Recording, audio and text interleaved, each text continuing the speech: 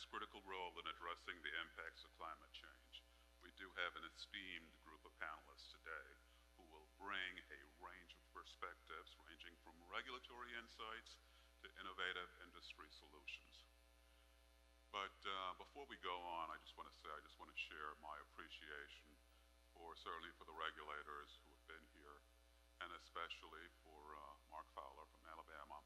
We know that they're facing a natural disaster that's hitting southeast Louisiana, and the commissioner was good enough to make the trip up. And just so you know, he changed his flight so he'd be back earlier to serve his community. So I want to thank you for being here, and I want to wish the best to the people in the southeast who are being affected by this hurricane. So thank you so much.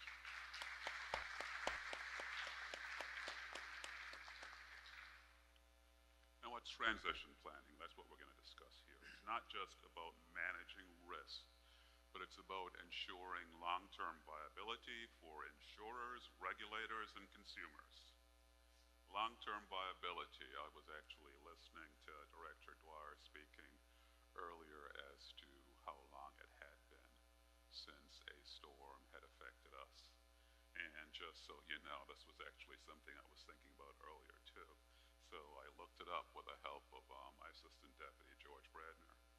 And it turns out the last Category 1 storm to make landfall in Connecticut was almost 40 years ago in 1985, September 27th. And tomorrow, 9/11, will mark the 70th anniversary of the last Category 2 storm to hit Connecticut. It's not just about hurricanes. I mean, if you take a look at Irene and Sandy, there were not hurricanes when they hit the coast, when they made landfall here. Yeah, the damage from each of those was over $1 billion. So we have to manage those risks. We have to have that right balance between the regulatory compliance and innovation. And I think we've got a perfect panel here to discuss it. I'm going to start on my immediate left with Commissioner Ricardo Lara, who is Commissioner of the California Department of Insurance, and I think you've got probably the largest single market in insurance in the U.S., and Commissioner Lara has had a tremendous number of issues to deal with in California. California is a huge place, still dealing with it. California is a huge place. We've got everything from earthquakes, we've got landslides, we've got, of course, storms, we've got typhoons, and wildfires. The issues of climate, that climate risk will affect different states differently, as Director Dwyer had mentioned. And California is a prime example of that, although California kind of brings almost everything together. He's done a great job there. Next to him is North Dakota. I'm not sure where North Dakota. The third largest insurance market in the upper Midwest. Third largest insurance market in the Dakotas. But Commissioner Godfread is the Commissioner of the North Dakota Insurance Department, and he is also the President-elect of the National Association of Insurance Commissioners. So next year he will be cleaning up my mess, and I'll be laughing. Thank you, Commissioner. Already preparing. Next to Commissioner Godfread is Rocky Kumar, who's Senior Vice President of Sustainability Solutions and Business Integration at Liberty Mutual. Thank you for joining us. And Lynn Grinsell is Vice President and Head of State Affairs for Government and Regulatory Relations at Zurich, North America. Again, thank you all. Great panel. Please welcome them.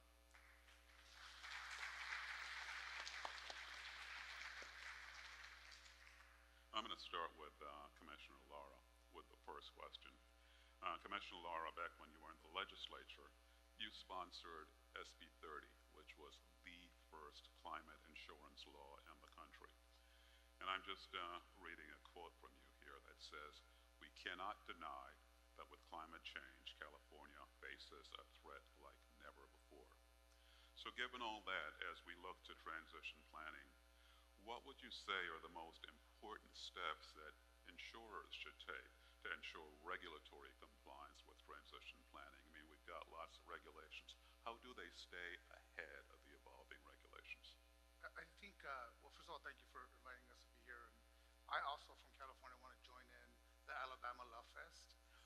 they really are have been at the forefront of all this tremendous good work. And also putting the microphone here, I'm reliving my like 8th grade in my house pretending I'm Madonna. So I'm like, thank you for getting, giving me this call. And I'm also dating myself too. So look, for us, we had already been seeing the signs of what climate change was going to do in California. And unfortunately, it's never a dull moment in the West Coast. And as the largest market, we're going to be the first to start seeing and have been seeing the significant catastrophes that are going on in the state. And so for us, it was really clear that one, and as we still are working through it, is data becomes critical.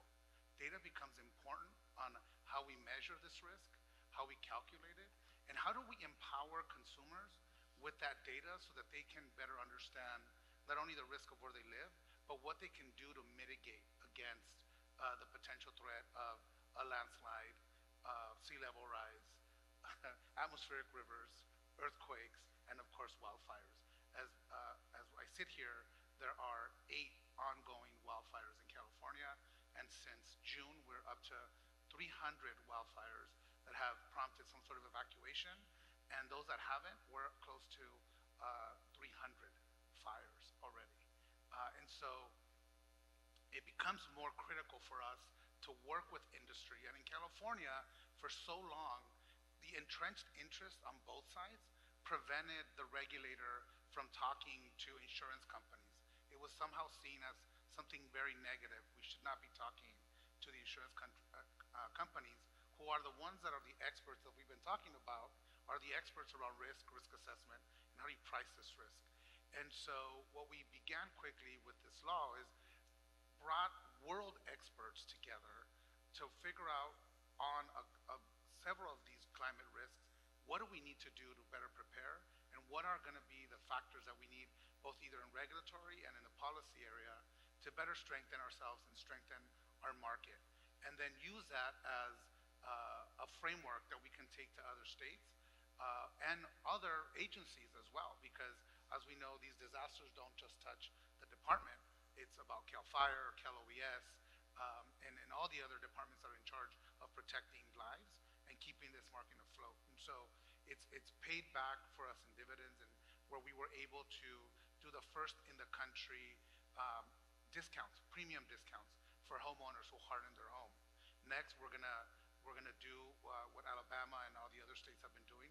We're gonna start next year with our mitigation hardening program. But the hardest thing was to actually bring everybody out of their silos to come up with what were the standard mitigation features that we needed to do, not only for the individual structure of the home, the perimeter, and for the first time ever, come up with community-wide mitigation standards. Because if the community works together, you bring down the risk for everybody, then insurers keep writing in these communities. And so that's what we're able to do. And additionally, empower constituents or consumers with data. Again, people are not going to want to do the home hardening unless you demonstrate. And unfortunately or fortunately in California, everybody knows the peril that they're living in, because there's not a single day that passes by that there isn't a wildfire on the news or the insurance crisis that we're currently living in. And so don't let, how we say, do not let this this crisis pass by without really taking advantage of it in terms of how we educate around how you mitigate your home. But also, and I'll end with this, we are in a perfect opportunity right now as regulators, as industry, as consumer groups, to actually be creative and be bold and do the things that we need to get done now that we have the attention of our legislators, governor, decision makers, and thought leaders. And so this is an perfect opportunity for all of us to be bold and creative as much as we can within our states and our jurisdictions to make real transformative change that is, for example, in California, has been way long overdue. And so we're not missing the moment. We're actually trying to be as bold as possible now so that we don't repeat these same mistakes that should have been done 30 years ago. Thank you, Ricardo. And I'm going to ask our technical people if they can put up on screen the Slido in a at some point, I'm sure they'll have it up. We're going to be taking questions from the audience via Slido.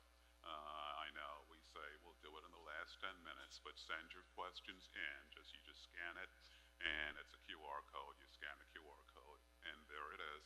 You can ask a question. We'll see your questions come in, and we will start asking the audience questions when we get the chance.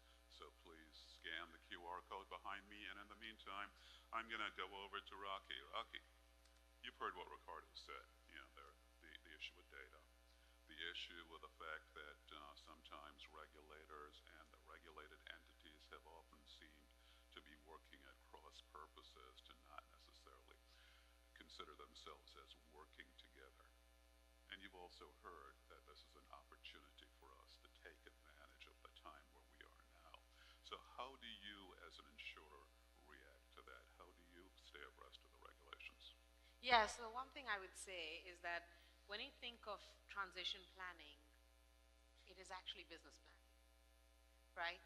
What are we trying to do in transition planning? It's trying to understand where the world's headed, what kind of technology do we have, what kind of policy is there, what are consumers looking for, how is consumer behavior changing, much of what we do in business planning. Of course, this is related to climate or climate-related stuff. So I think if you take that approach, then you're not really waiting for regulation to react to regulation. You're actually getting the work done and developing business-informed actions. And I think where I do agree with Commissioner Lara is that none of us actually have the answers, neither the regulators nor the insurers. We're all learning as we go. And what I've seen in the last few years is actually more communication and sharing of information on what we've learned based on what we're seeing and the perspectives you're bringing to the table. And I think that's really valuable here because this is going to be a continuously evolving area, and we're not going to get it right the first time, but we will keep trying to, we have the same objectives to mitigate risk.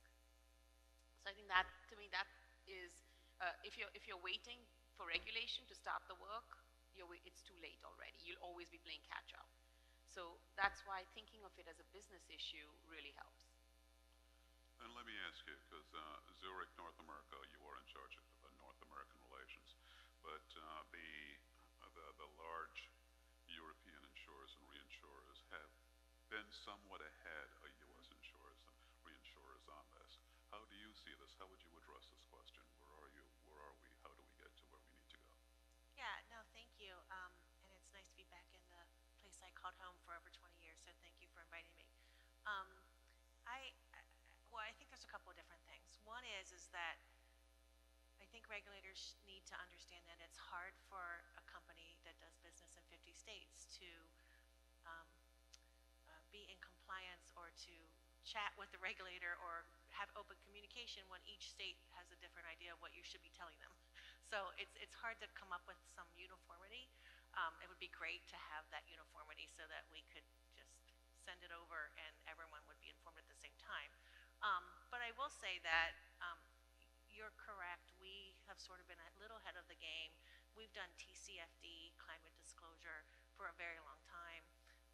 We think that insurers should actually operationalize those frameworks so that they're using either TCFD or something like that to make sure that the disclosures are out there. And I know, Commissioner Lara, you've done a lot in that regard. We also, I think insurers should contemplate doing scenario analyses, to explore how changes are impacting their business. Much as what Rocky said, it's like if you're ahead of that and you're doing the analysis, then you can have a more open communication with the regulator about what you're doing. Commissioner Godfread, and by the way, for those who do not know, Commissioner Godfread is in the Guinness Book of World Records as the world's tallest politician. A lot of hard work went into it, years of growing, Andy. I mean, it's that kind of hard work that you get done to achieve that goal. That would be fine, except in all the pictures I have to stand next to him, so I look like this little kid next to him. You're welcome. But we heard about uniformity, the difficulty sometimes of dealing with the different jurisdictions. You you are the incoming president of the NAIC, how would you respond to that? Yeah, I think I would push back just a little bit in some areas. I think we've done a good job at the NAIC, adopting the TCFD and kind of going down those roads. But the reality is, I think, looking across our country, the risks are going to be different in different localities, right? I mean, this isn't a Chamber of Commerce pitch for North Dakota, but we're the least forested state in the country. We have 2% forest cover, so it's a great pitch for insurance and wildfire protection, but it's not going to be a tourist attraction. We also don't have hurricanes, so our risks are going to be considerably different than, say, Ricardo's facing or Superintendent Dwyer, and we've got to be able to adapt to that. And so I think through the work at the NAIC, we do a very good job, as much as we possibly can, to reach that uniformity, what makes sense for everybody, and so we can all, again, to me, it comes back to that data. That's where the NAIC has the power, is to be able to bring that data forward. And not to jump too far off the side, but it's something I've been thinking about with the other panels that have come on. And, we're fortunate enough as insurance regulators to look at the whole entire market. If you compare the property market to what we have in the health market, I mean, I can tell you just about down to the citizen how many people had the flu and how many claims have come through, how many prior authorizations have been denied the last month. But I can't tell you really much anything on the property side of the world. And so I think we're in that middle right now where we're getting to that necessity of having that data piece, and whether that's standardization or how that looks, and through the PCMI data call, we're getting there. And I think uniformity comes through that data, right? Once we got a better understanding of what's going on in our marketplaces, we're able to have that better uniformity across our states. And I think, again, that goes back to the power of the NAIC and what we're able to work on as regulators and colleagues. Ricardo and I are very different. He has got Madonna, I've got Garth Brooks. But at the end of the day, I think I understand the risks that Ricardo faces in California. He understands the risks that I'm going to face in North Dakota. And to have the ability for Ricardo to manage his state the way that he feels appropriate versus the way that my state is appropriate to regulate our state, again, that's one of the true benefits of the state-based system, is allowing that flexibility. And I can learn from Ricardo, and Ricardo, I don't know if he's going to learn from me, but all the time. He can look at it. And so just to that uniformity piece, I think, is something we often hear, but I think I won't say we often hear it, but it's a strength that we have at the NAIC, and it's continue to work on. And I think that's where the industry can continue to engage in and say, here's a solution that kind of satisfies the data call or data necessities or whatever you have that we can agree upon in all 50 states, versus it feels at times, and I think we've gotten certainly better at it with the communication of not having to pull those answers out, right? Left to our own devices, we're going to come up with some ideas that maybe won't work, but it's that collaboration between industry and regulator. If I could just give a quick example of why data becomes so important, and an example of why it is critical working with the industry. In the California experience, when we talk about wildfire risk exposure, an insurance company will drop a consumer and say, well, it's because your fire risk score is really high. Yet, we couldn't understand how you got what was the determination of how you got that score. The consumer was never given an opportunity to, maybe that risk was wrong because it was not, it didn't look into the mitigation that was being done. And there was no way to appeal that score. It was just, you were just handed the score, and when we would ask, well, how did you come up with the score? Well, that's proprietary information. We can't give you that. Well, that's not fair. We can't operate in a environment where we get zero data, and then we are having to explain to consumers why you got dropped, right? And so we engaged in a conversation with the industry, and after a year or so, we were able to come up with what we felt was a perfect balance, where we were able to, get the information we needed, be able to communicate that to the consumer, keep it in a way where we weren't going to, release this data to the world. But now, Californians, when you get your wildfire risk score, you will have an opportunity to call your company. They'll be able to justify that score. You'll have time to mitigate that score and be able to lower your score and actually appeal it if they feel it's incorrect. So in California, the pushback from the industry immediately is, no, it's proprietary information. Well, we cannot advance, and we cannot get out of this, insurance crisis that we're in, and climate crisis, if we just stay in our corners. There's ways of being creative. so that we're sharing information, empowering the consumer to do the right thing, which is to mitigate their home, but helping them understand why things are happening. And so I think that's an example of where the regulator industry coming together to empower the consumer to make the right decision, and using insurance to perpetuate good behavior by the consumer. But we have to empower the consumer with the data. The department has to understand so that we are quickly able to react. If we're seeing homes being dropped in a certain community, well, let's go in there and have these conversations now. And the driver of all that, as Commissioner Godfread said, is data. Lynn, I'm going to turn to you on this one, and I'm going to follow up on the conversation you just triggered with information and data. We're currently, and by we, the NAIC, we've issued the Property Casualty Market Intelligence Data Call, which is the largest data call ever issued by the organization. It's nationwide, looking at the market, more than 80% of the market at a zip code level. So both at the macro level and at the micro level, we can understand the market, we can understand what's driving it, we can understand the emerging risks, and we can see what's missing.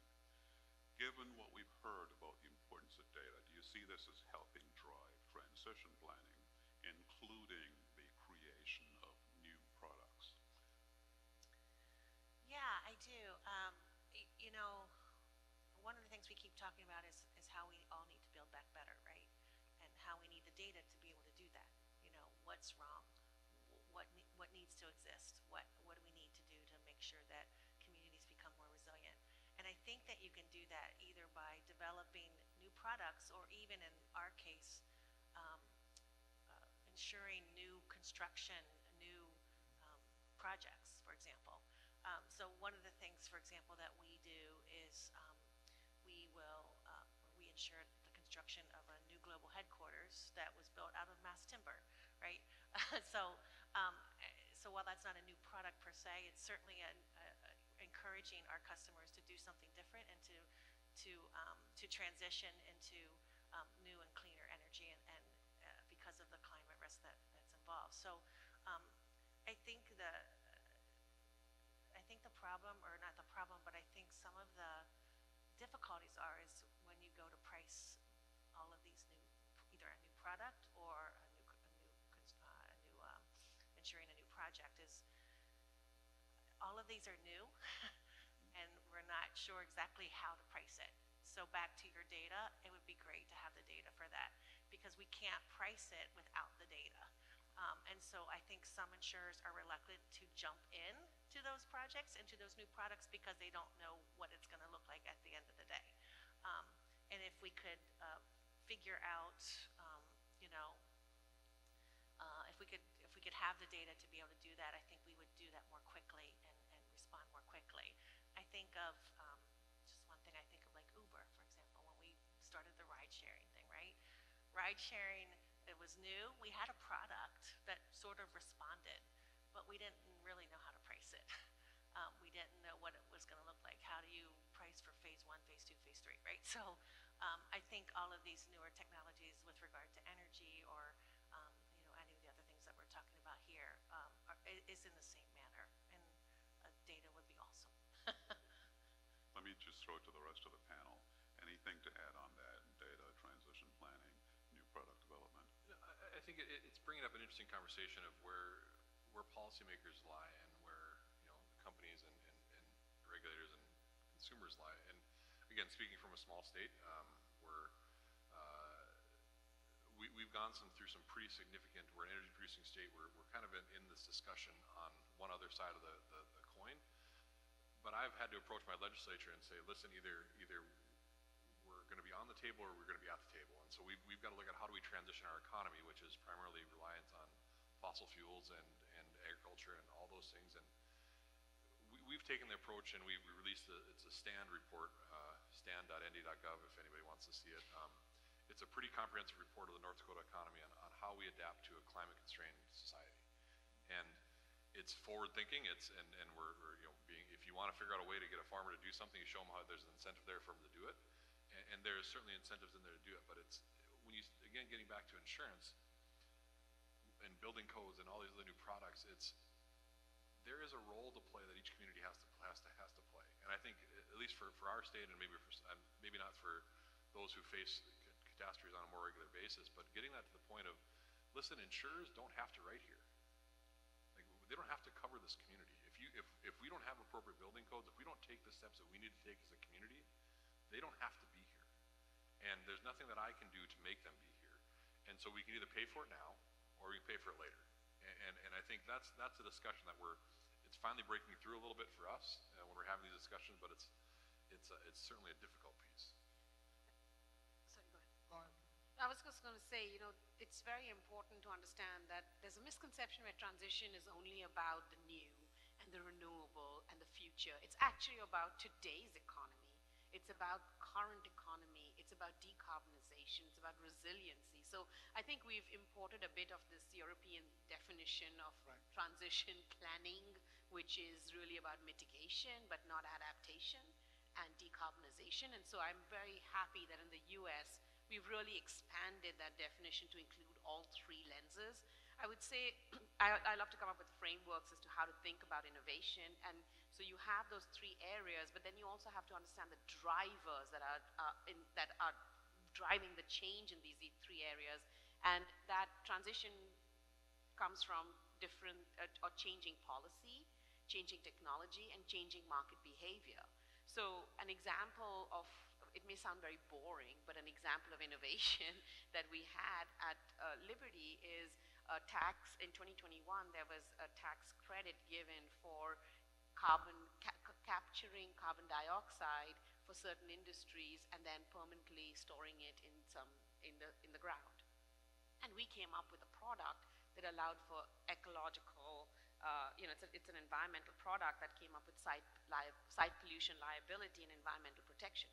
That's an example of supporting today's economy, right? So I think that's something we need to think about when we think about innovation and transition planning.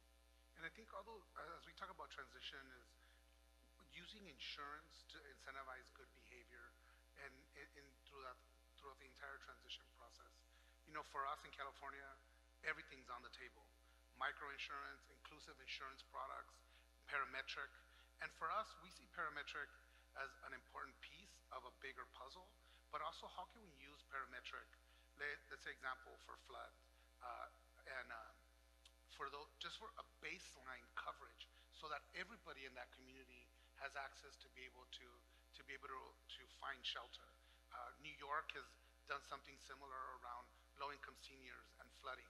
But also, what about if embedded in this parametric product, you incentivize insurers to actually help on the mitigation piece in the front end, so that we're not, and that we're prioritizing nature-based solutions.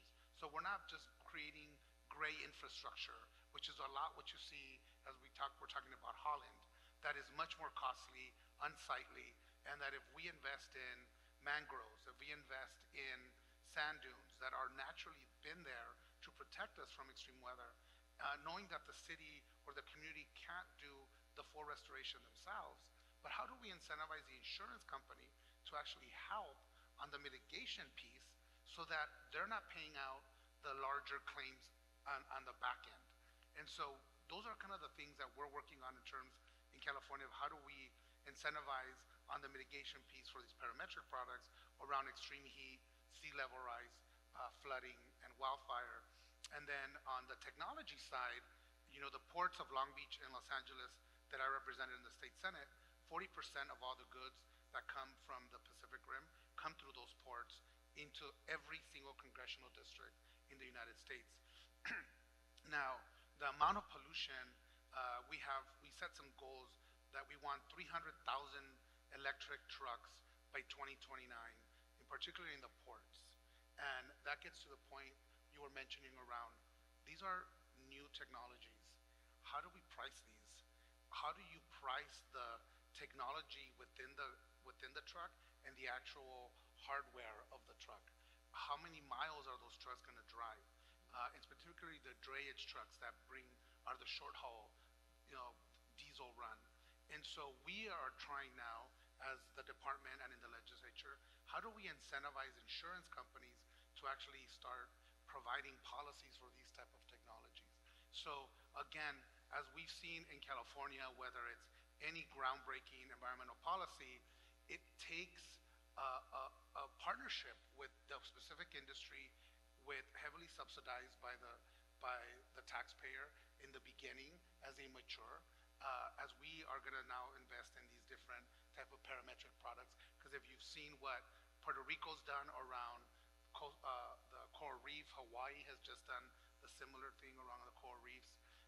That is a partnership between government, the insurance industry, and nonprofits. So I think that's going to be the key to start a lot of this innovation that'll ultimately help in transitioning as these products mature, similar to like the solar industry, for example. I'm going to come back to you on parametric. Let me switch not topics, but switch lanes just for a minute. Rocky, I'm looking at you.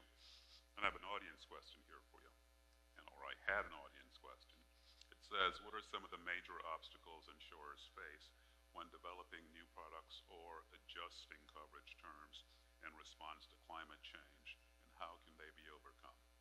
Yeah, I mean, I think you mentioned it, Lynn, about data, history, right? We always use history and pricing data and risk. And then sometimes these risks are new types of risks, right? These new technologies have new types of risks. I think another challenge we've seen is sometimes everything gets funded and insurance is an afterthought. They come to us after everything is done and say, here's what we want. And we're like, well, if you've done this in the design phase or this in this phase, you don't particularly need that much, or you could have mitigated some risk. So I do feel that in the transition, we also need to think about the role of the insurer and bringing the insurer, I come from investments, and when I first came, my colleague, he told me, oh, you've come to the stepchild of sustainable finance insurance, right? So that's an example where we now are starting to become the favored child because they recognize the role that insurance can play as an advisor. Anyone else? Yeah, I would like to respond. So there's a couple of different things. There's a soft, if you will, a soft process. And that is creating a culture within your insurance company to actually encourage your customers, the employees, that this is an important thing to do. Because it's not easy. And the more you get your employees to buy into the fact that, you may know that Zurich wants to be net zero by 2050. So the more that you get your employees to buy into that, the more that they're going to talk to the customers about it and to encourage them to transition, right? So you got that. But then I think I think that some of the biggest problems is that we depend on the government, all policymakers, to establish supportive policies, to establish the ability to have public-private partnerships, to actually make sure that mitigation happens, to make sure that people understand that it's a community. It needs to be a community involvement in this, that it can't just be, it just can't be one house, one person. It has to be an entire community.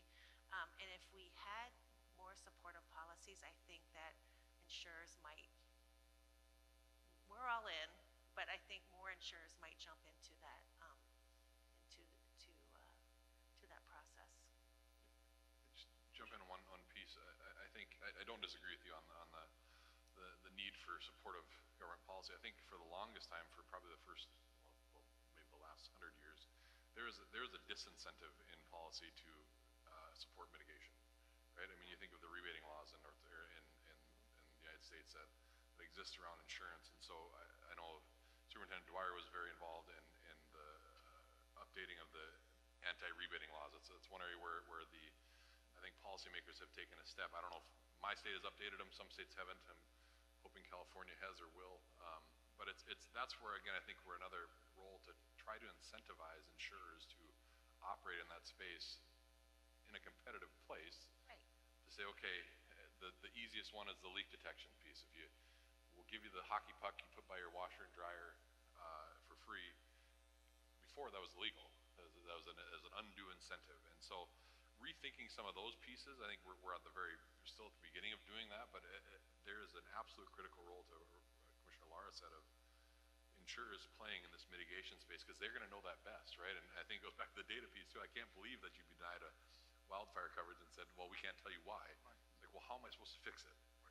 And so again, that's where that convergence comes of data, insurers, and regulators, make sure that we can operate in that space and remove some of these antiquated restrictions that prevented or disincentivize that mitigation, or the very mitigation we're looking for.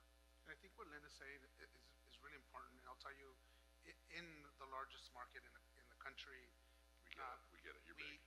No, even After North Dakota. after North Dakota. Right on the heels, nip in there, right there. I'm just saying, because even of a market of our size, seems to be, and it's changing, a disconnect from the European parent companies with the domestics. We constantly have to point to what the Europeans have been doing in terms of TCFD, of investing in these new products, and it seems like the domestics are just at a wait and see. Like, well, let's just see what comes out of that. And this is why it forces us, the regulator, to be much more aggressive when it could have been much more collaborative since the beginning. A couple of questions here for our regulators from the audience. And well, I'm going to start off with the regulators. One has to do with the mitigations that we've been focused on. It's been focused on property casualty companies in order to address climate-related risks. But personally, I still remember our first C4I a few years ago during COVID, and the Yale Center for Climate Change, the leader of that was one of the speakers, and she reminded us that it's not just about property casualty issues. There are health issues. There are life issues. Now, how should life insurers, for instance, this is an audience member would like to know, how should a life insurer think about addressing these risks? So I'll say a real life experience we're trying to tackle on now is this issue around extreme heat. And our department a couple years ago passed legislation that's going to require, and by 2025, to actually start ranking extreme heat events like tropical, like storms and hurricanes. So it's no longer just a weather story. It's like shelter in place, or seek shelter, turn on your air conditioning. Some people can't afford to do that,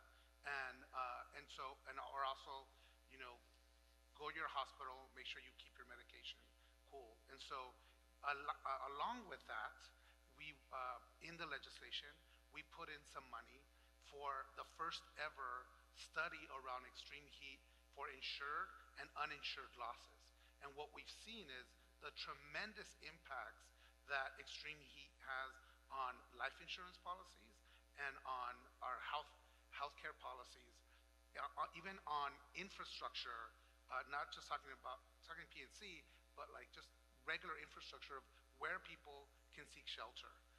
And so we just came up with the report. We'll make it available, but it's in the billions of dollars of the amount of loss to not only the insured piece, but the uninsured piece, particularly to life and health insurance policies. And so we are just on the cusp of further doing research, and it's a reminder that extreme heat is what actually kills more people than any other climatic event that we've experienced. I would just add a little bit. I think it's extreme heat and extreme cold too, right? I mean, Right. And so we deal with that in North Dakota. We deal with and so we have structures in place for that. But again, it's because we've had that for centuries, right? And so I think some of this is, again, getting back to that new wave and having to transition into whatever this looks like. Like, our infrastructure in North Dakota is built to withstand 60, 70 below zero, right? You can't go outside at that time. Kids are inside, schools are shut down, all these things, and so I can see that very much happening on the other side of the coin too. It's a fact of life for us in North Dakota on the cold side, and I can see it becoming. Mr. Godfread, if you're like everybody else who's an insurance regulator, you get yelled at when home insurance or auto insurance rates go up. It's back to life. Doesn't really matter whether or not you're responsible. Right. No, we have an audience member asking, what steps do you take in balancing your role of working with insurers, knowing that you have to protect their solvency, and with consumers to make sure that insurance is as available and affordable as possible? Did my staff write that question? I mean, it's a balancing act, right? We do it every day. It's part of the job that we signed up for, I think, is how do you balance these interests? You know, we've taken the approach of trying to clearly explain to our consumers kind of what's going on, and I'm fortunate, I think we've got you know, in our state, we've, you know, 90% of the people that I talk to, after you get over the initial shock of why am I up 40%, why I can't believe this, you know, what are you doing, John, to do this? And it's like, well, have you shopped around? Well, no, I've been with the same agent for 30 years, and I don't want to leave Ricardo. Right. It's like, well, Ricardo may not be giving you the best deal. Right. And so let's go look around a little bit. Ricardo gets to look at a sliver of the pie, and let's look at the whole pie. That seemed to alleviate some things. We've also undertaken a North Dakota insurance initiative that I can talk about with our consumers. Like, listen, we're trying to adapt to it. We're trying to figure out what levers can we pull at the state level to help incentivize more capital in our marketplace, which would hopefully bring down rates for you. None of that is going to fix the rate. Like, they're still going to write the check to pay for their insurance. They're still having to pay for that insurance. So, but again, it goes back to what this whole conference has been about, I think, is educating the consumers. I think we're at a point now where consumers are probably more knowledgeable of their homeowners policies, their property policies than probably ever before. And we've got to take advantage of that. We've got to stay in that space, right? As this hopefully passes, as the hard market softens, as things kind of hopefully come back to a more quote-unquote normal, we need to have these consumers continue to be engaged in their products, because one, that'll give them tools to mitigate their risk. Two, will hopefully help keep the markets healthy and stable. But again, an informed consumer is always a good consumer, and just sitting down and talking to them, it's not a fun conversation. I don't like it. I'm sure you don't like it. Nobody loves to be told that there's nothing really we can do, and that we're part of a global market, and this is just kind of the way it is right now. Ricardo, is there anything you? Absolutely. We live this every day, balancing both. And even in my own department, I have to remind my team that I am also responsible to keep the market solvent, right? And even in my own talking points, when what about the market solvency? We have dispersed I didn't overcomplicate this. We doubled down on creating an outreach department in the department. We have been to all 58 counties in California, and we continue to do so. And just talking one-on-one, what I realize are people are really scared, especially people that have lost their home to any disaster. And I realize that we need to really double down on mental health services, because after you lose everything in a fire, and then you're being asked to sign financial documents, it is the most difficult thing to ask anybody to do, and I almost think it's cruel. But once you have the conversation and we go back to data, and I'm able to demonstrate, no, insurance companies are not making record amount of profits, and here is the data showing you. And we all can understand what's happening with the wildfires. And when I talk to somebody at a town hall, 500, 600 people, because it gets packed, people are wanting to understand, and I tell them, we're never going to get to affordability if we don't get to availability. We need insurers to be writing back. And the one thing that I think is the biggest level setter of all, people that have dealt with the National Flood Insurance Program, is nobody wants government running an insurance company. And that's what I start with, the number one thing. Do you want government to run an insurance company? Hell no. Okay, well, let's talk about how we bring down the risk and get insurers writing back into your community. That's where we have the power. We have the power to bring down the risk, and we do that through all the community, the mitigation programs that we're seeing. But I think it's having that dialogue, and people, and also taking away the uncertainty that they're gonna lose their coverage in the following year. Because they're like, that's what scares them the most, is not being insured. And so if we work together through, again, the agent you're using is oversaturated in that area, call us. Or you're probably using a broker that already has. The other thing is, the hardest thing for me to explain is, I've never had a fire, my community's never had a fire, why am I being dropped? And you're having to explain how we want insurance companies to to be able to democratize their portfolio, so that if you may be dropped, they can keep a home that's in a higher risk. And that's constantly our job. So we help them find coverage somewhere else. And also the thing is, just to end this, is that people tend to go to the top 5 insurance companies that are the ones on TV constantly, or that have now our former governor as a spokesperson. And so reminding them that there's hundreds of other insurance companies that are small, medium, that are writing policies now. So it's constant education, and I'll tell you, 90% of the times when I leave those town halls, people are very content that they understand the market and they understand that we're never going to get to affordability unless we get insurers writing back into your community, and that's what we're working on. Lynn, got a question for you, because you mentioned Uber. And I remember way back when, former New York worker, taxis were always there. And I knew people who had taxi medallions that were up to 1.3 million, I recall. And after Uber came in, it was down to probably 300 grand for a medallion. Well, lots of people went bankrupt. Doesn't mean that it wasn't a good for everyone in general. But that's also part of the issue with transition planning. It does come with significant obstacles. It comes with financial constraints. It comes with resistance to change. We heard Ricardo mention parametric products. I don't think there are too many regulators who haven't heard the complaint that that's not insurance, that's a derivative. We're not going to do that. You know, from your point of view, and I know I had a question here that led me down, that I was thinking about this. The question from the audience was, how can insurers and regulators work better together to make sure that the transition plans not only meet regulations, but also encourage the kind of climate innovation that we need? That's a great question, and I think we can all do a lot in that regard.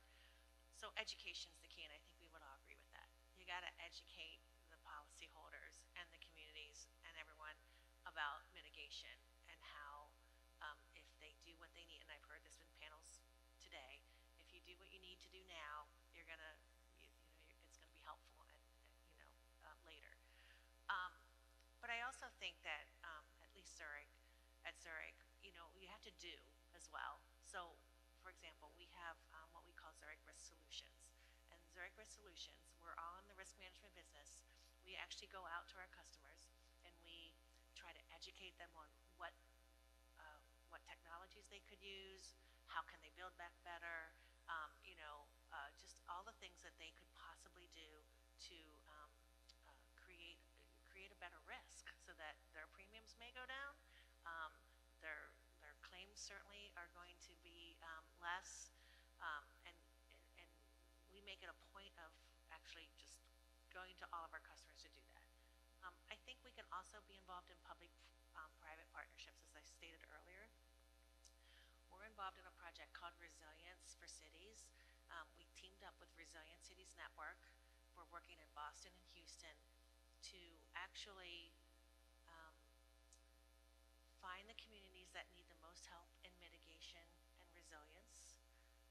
We worked with them with the data to figure out what those projects needed to be. The best part about it is that we actually went to the communities that needed help the most. So I think I heard earlier today, some communities can build back better without any issue, but there are some communities that are too poor to do so. So we wanted to make sure that we hit those communities so that they would get the help that they needed. But again, like I said, it's about helping, it's about educating, and it's about doing and actually doing the work that you say that you're going to do. Okay.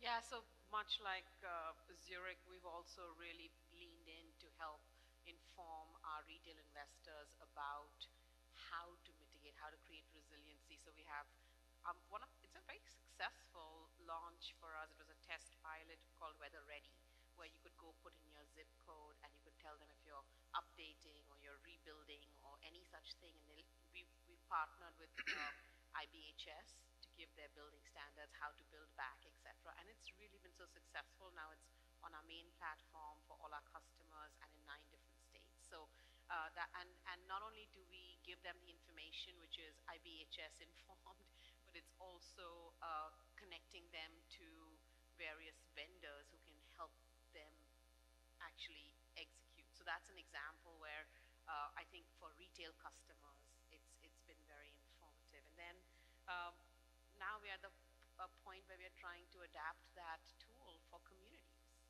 because we've talked earlier today about how it's not just about individual resiliency, but it's community resiliency that is needed. So it's pretty much similar to what you guys are doing too. Unfortunately, this has turned red, which means I'm out of time, but I do want to thank all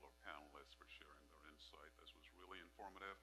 I want to thank all those in the audience, especially those who sent in questions. Apologies, we couldn't. You'd sent in lots of questions, great participation. We couldn't get to all of them, but I will get you John Godfread's email address so you can send them. Happy to answer. Send them all to him. But thank you all.